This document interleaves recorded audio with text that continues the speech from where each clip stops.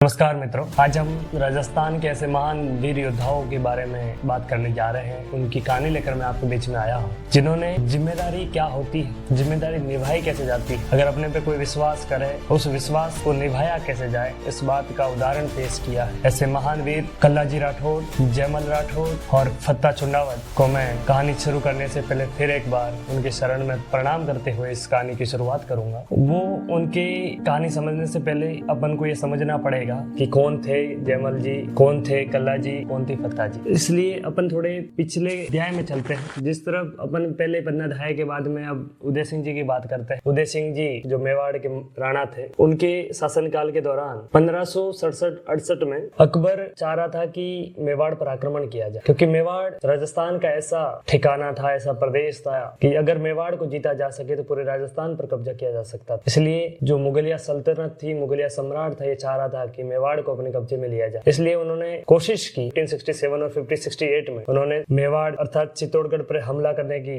मन में ठानी और उन्होंने सोचा कि चित्तौड़ पर हमला कर लेते हैं। तो उस टाइम मेवाड़ में लगातार पहले भी बहुत साके हुए। जिस टाइम लगता है कि दुश्मन की सेना ज्यादा है और खुद की सेना कम होती है, तब राजस्थान में ये प्रथा थी कि साका किया जाता था। और मेवाड़ के इतिहास में ये लगभग तीसरा साका था, चित्तौड़गढ़ का तीसरा साका होने की तैयारी थी। तब आपस में सच्चाई हुई, बातचीत हुई कि किस प्रकार युद्ध को रोका जाए। तो उस समय टाइम मेवाड़ के सामंत थे, मंत्री थे, उन्होंने आपस में सच्चाई किस प्रकार मेवाड़ को अर्थात चित्तौड़गढ़ को किस प्रकार बड़ी जो हानि है उससे बचाया जाए, क्योंकि जब साका होता है तो उसमें बहुत कुछ टाइम लगता है फिर से अपने राज्य को स्थापित करने में और फिर से नई राजधानी को तैयार करने में। इसलिए उन्होंने सोचा कि हर बार अपन लड़ाई करते हैं, अपना राजा लड़ाई के दौरान शहीद हो जाता है, अपने मेन जो सैनिक होते हैं, बहादुर सैनिक होते हैं, वो सारे मारे जाते हैं। उसकी वजह से अपनी सेना बल तैयार होने में बहुत समय लग जाता है। तो उन्होंने इस बार सोचा कि अपन क्यों ना जो अपने राजा है, कुछ अच्छे सैनिक हैं, उनको पहले से लड़ाई से पहले ही मतलब किले से बाहर निकाल दिया जाए और जो बाकी लोग हैं उनको किले की रक्षा का भार दिया जाए। तो ये सच्चाई हुई कि जो मेवाड़ के महाराणा है उस टाइम के राणा उदय सिंह जी, उनको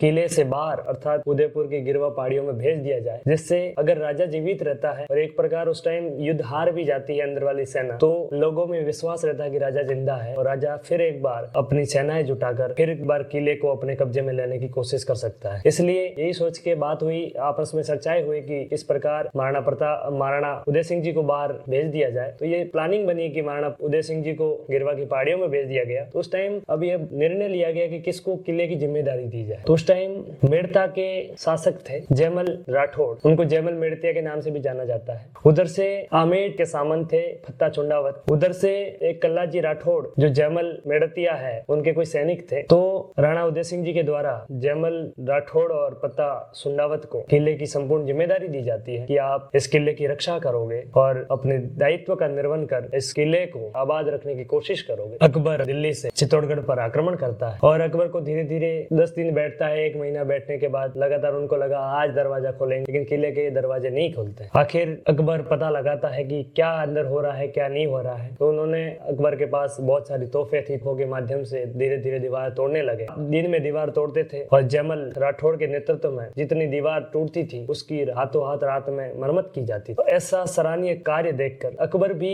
देख रहा था कि अंदर ऐसा कौन व्यक्ति है जो रातों रात इस प्रकार की दीवारें फिर से विनिर्मित कर ले रहे। तो एक दिन उन्होंने पता लगाया कि अंदर जो है वो जयमल राठौड़ है और उनको वास्तविकता ये पता चली कि उदय सिंह जी अंदर वास्तव में है ही नहीं, उदय सिंह जी गिरवा की पहाड़ियों में बैठे। ये बात सुनकर अकबर को बहुत गहरा एहसास हुआ कि अपन जिसके लिए युद्ध लड़ने आए थे, जिसका किला है उससे अड़फाने आए, वास्तव में दुश्मन तो बाहर है। अकबर बड़ा खुश होता है कि उदय सिंह यहाँ नहीं है, तो अपने लिए इस किले को जीतना बहुत ही आसान है, क्योंकि जब खुद का मालिक नहीं होता, जिस किले का जो मालिक है वो खुद नहीं होता, अगर दूसरे को सौंप के जाता है। अकबर के मन में यह था कि दूसरा इतना किले के लिए जान देने वाली बात नहीं, कि जो राजपूती मर्यादाएं थी उस समय की, उनको ये लगता था कि दूसरा कोई व्यक्ति इतना दूसरों के लिए इतना नहीं कर पाएगा। तो उन्होंने पता लगाया कि जयमल अंदर है, तो रात में वो दीवारें तैयार करवाते हैं। तो धीरे धीरे किसी दूत के माध्यम से उनसे बात करने की कोशिश की। अकबर ने जयमल से मेड़ता जो उनका ठिकाना था उसको पहले छीन लिया था और जयमल जी उसके बाद उदयपुर आ गए थे, मतलब चित्तौड़गढ़ में। तो चित्तौड़गढ़ में राणा उदय सिंह जी के वहां सामंत बन गए थे। तत्पश्चात अकबर ने कहा कि हमसे जो गलती हुई हम आपको मेड़ता फिर से लौटा देते हैं और आप मेरे को चित्तौड़ दे दो, क्योंकि वास्तव में ये चित्तौड़ आपका तो है नहीं, इसलिए आपको मैं मेड़ता लौटा देता हूँ और इसके साथ साथ नागौर भी दे देता हूँ। लेकिन मान स्वाभिमान के लिए उन्होंने कहा कि जिस प्रकार का विश्वास मेरे पे दिखाया, जिस प्रकार की जिम्मेदारी मेरे को दे दी गई है, इसके लिए मुझे जिम्मेदारी का निर्वहन करना पड़ेगा। तो एक राजस्थानी भाषा का एक सुंदर दुआ है किसी कवि के द्वारा लिखा गया कि उस टाइम जब अकबर ने कहा कि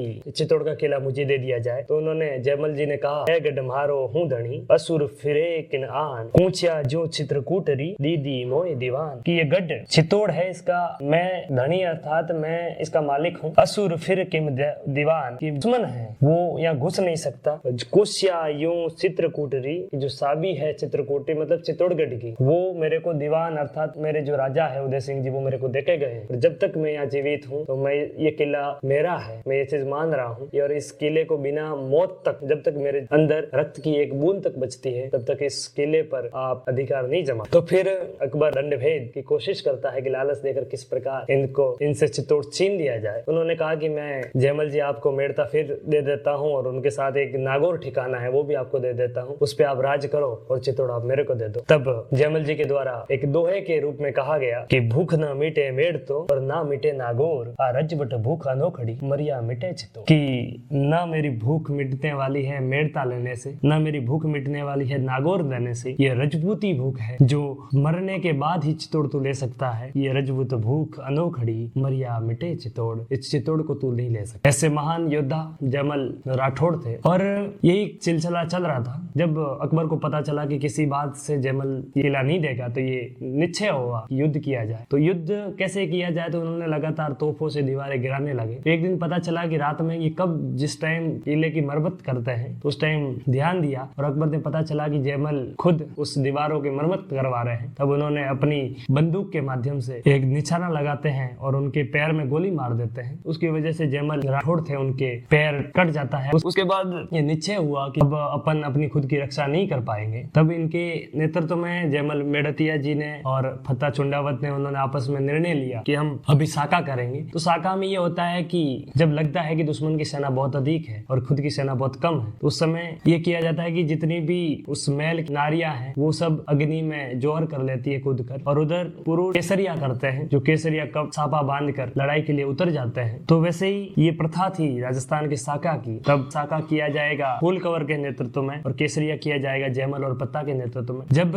अब बात आई कि उधर से जोर हो गया, उधर से अब केसरिया की बारी आई तो सब केसरिया सापा बांध कर लड़ाई के लिए तैयार हो रहे हैं। उधर से जयमल राठौड़ का पैर कटा हुआ देखकर और वो युद्ध में नहीं जा पा रहे। कहते हैं ना कि एक वीर, एक योद्धा के लिए जब युद्ध की बात हो तो उसके लिए युद्ध ही जीत होती है, युद्ध ही उसका हर खेल होता है। योद्धा हर टाइम चाहता है कि जिंदगी में हर टाइम वो युद्ध के लिए तैयार रहे, युद्ध लड़े। इसलिए उन्होंने सोचा कि मैं आज मेरा पैर नहीं है और राजा मेरे को जिम्मेदारी देके गया है और मैं युद्ध नहीं कर पा रहा। तो उसकी वजह से जयमल जी के आंखों में आंसू आ जाते हैं। उनके आंसू देखकर उनको पूछा गया क्यों, तो कि बोला कि मैं आज किसी वजह से आज युद्ध नहीं लड़ पा रहा हूँ। तब उधर से उनके कोई एक सैनिक थे कल्ला राठौड़, उन्होंने कहा कि आप चिंता मत करिए, मैं हूँ, आप युद्ध मेरे कंधों पर बैठकर लड़ोगे। तब ये निर्णय हुआ कि जयमल मेड़तिया जी कल्ला राठौड़ के कंधों पर बैठकर युद्ध में जाते हैं और क्या भयंकर युद्ध करते हैं अकबर की सेना को। उनके साथ 8000 सैनिक थे जयमल मेड़तिया की सेना में। वो 8000 सैनिक बहुत सारे मुगलों के,